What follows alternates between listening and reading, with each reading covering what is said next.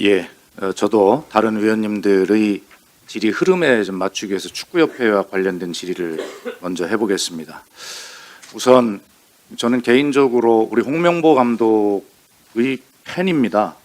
정말 모든 국민이 그러셨겠지만 2002년 월드컵 때 승부차기에서 마지막 키커로 나서서 승리를 확정짓는 골을 넣고 환하게 웃으면서 정말 그라운드를 도는 홍명보 감독의 그 표정은 국민들에게 엄청난 희망과 위안의 그런 상징이었다, 그런 생각을 하고 있습니다. 그럼에도 불구하고 그러한 홍명보 대표팀 감독의 선임 과정과 관련해서 질의를 하게 된 것을 매우 유감스럽게 생각을 합니다. 존경하는 신동욱 위원님의 말씀처럼 국민께서 오해가시는 것이 있다면 오해를 풀어드리는 자리여야 되고, 또 정말 계속 의혹이 남아있다면 그 의혹을 대신해서 질의를 하는 것이니까 그런 차원에서 성의 있게 답변을 좀 해주셨으면 좋겠습니다. 우선 정몽규 증인께서 위원님들이 이 테이블에 놓아주신 이 서신 이 내용에 보니 두 번째 페이지에 이번 선임 과정과 여론 형성 과정은 앞으로 이런 방식으로 한국 축구대표팀 감독을 뽑으면 안 된다는 교훈을 우리에게 주었습니다. 이렇게 기록하고 계신 무슨 뜻입니까? 예를 들어서 제시 마시 감독을 신동욱 위원님께서 말씀해 주셨는데 실질적인 저도 실질적인 거는 가장 문제가 됐던 거는 세금 문제가 있었습니다. 세금 문제는 그 감독이 증인 잠시만요. 나중에 제가 발언할 기회를 드리겠어요. 나중에 설명드리겠습니다. 본 위원이 이해하기는 지금 국민께서 많은 의혹을 가지고 계신 우리 정몽규 증인의 어떤 일방적인 어떤 지시나 의지에 따라서 홍명보 감독이 그냥 그렇게 선임된 것 아니냐라고 하는 그런 부분들 의혹을 다시는 사지 않아야 되겠다는 그런 반성적 문구로 저는 읽었는데 증인께서는 정반대의 답변을 좀 하고 계신다고 저는 생각이 되거든요. 자, 이건 나중에 좀 다시 물어보겠습니다. 자, 그러면 좋습니다. 지금 국민께서 대개 이제 언론 보도를 통해서 과정을 알고 계십니다만 그래도 혹시 이 국회 방송을 보시는 국민들, 잘 모르시는 국민들도 계실 수 있기 때문에 핵심만 제가 질문을 하려다가 그래도 하나하나 좀 설명을 하면서 좀 여쭤보겠습니다. 우선 제10차 전력강화위원회에서 결정된 최종 후보 3명이 있었는데 그중에 외국인 감독은 유럽 현지까지 찾아가서 대면 면접을 했고, 그렇죠?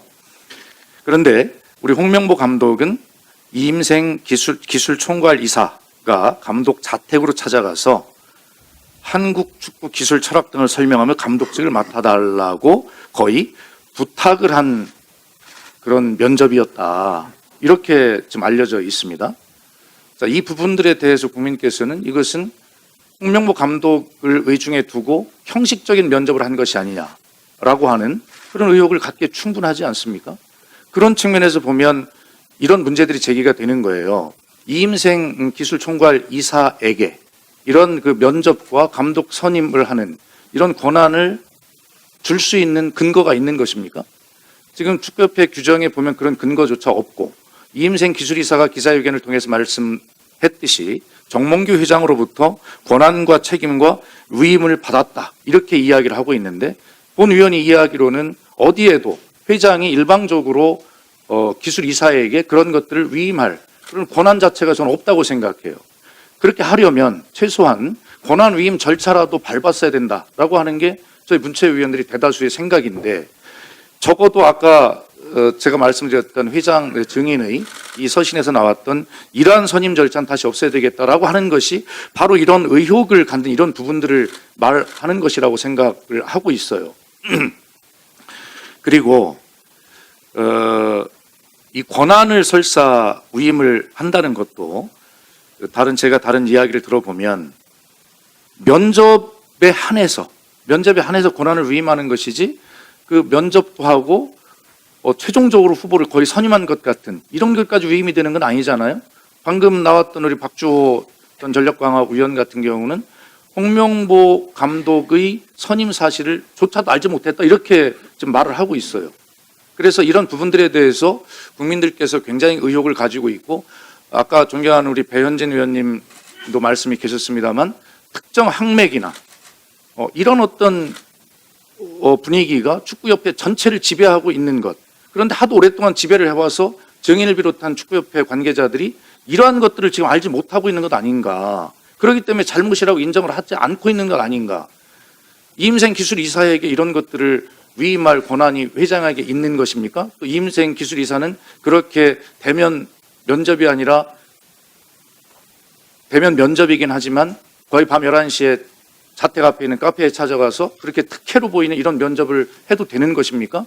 이런 부분들에 대해서 증인 한번 얘기해 보세요. 그 10차 전력강화위원회에서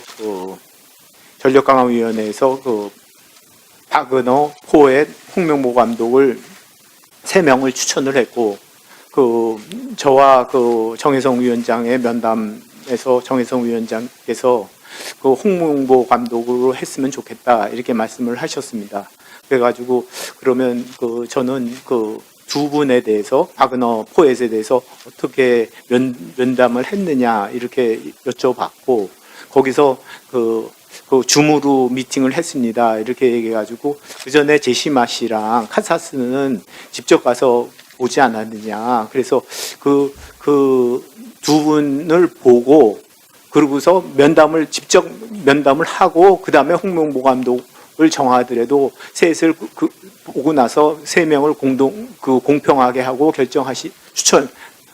추천을 결정하시면 어떻겠냐 이렇게 말씀드렸습니다. 그럼 우리 정몽규 증인은 이런 감독 선임 절차에 관한 국민적 의혹이 그냥 의혹에 불과하고 전혀 하자가 없다 이런 주장이십니까? 저는 그렇게 생각하고 있습니다. 1분만 쓰겠습니다. 아마 오늘 이 자리는 우리 정몽규 증인 좀 잘 저는 판단을 하셔야 된다고 생각하는데, 증인은 그런 문화가 하도 오랫동안 그런 문화 속에 있어서 그런 작은 절차적 하자가 큰 문제가 없다고 생각할지 모르겠으나 국민은 굉장히 충격적으로 받아들이고 있는 문제거든요. 또 이런 문제와 관련해서 국민들이 또 묻고 계신 게 있어요. 증인께서 축구협회 규정 이걸 고쳐가지고 회장 연임과 관련한 그런 과정, 뭐 이런 연령 제한 이런 것도 좀 바꾼 적이 있으시죠? FIFA나 AFC의 경우에 있어서는 70세 연령 제한이 있고요. 3회 제한이 이렇게 돼 있습니다. 그래서 저희 그런데 증인 축구협회에서도 거기에 맞춰서 3회 연령 제한으로 저희가 의결을 했었습니다. 그런데 증인께서 지금 의혹을 받는 건 뭐냐면 충분하게 증인만 2회나 연임할 수 있는 그런 연령에 해당이 되시고요. 나머지 직전 도전자들이나 잠재적 도전자들은 모두 70세가 훨씬 넘어 있는 상황이어서 이 70세의 규정으로 바꾸게 되면 증인만 축구협회 회장을 4회 연임할 수 있는 이런 길을 터는 것이 아니냐라고 하는 것이 국민적 의혹이에요. 근데 그거는 뭐 FIFA나 AFC 전 세계의 지배 구조를 관장하는 FIFA나 거기서 다 똑같이 다 해가지고 그렇게 건의를 드렸고, 체육회나 문체부에서는 3회 연임 제한을 하지 마라 이렇게 해가지고 저희 축구협회에서는 결의를 했다가 3회 연임 부분을 철회한 적이 있습니다. 예, 다시 제가 보충 질문 통해서 질의하겠습니다. 네. 예, 부족한 부분은 보충 질의를 활용해 주시기 바랍니다. 다음은 김재원 위원님 질의하여 주시기 바랍니다.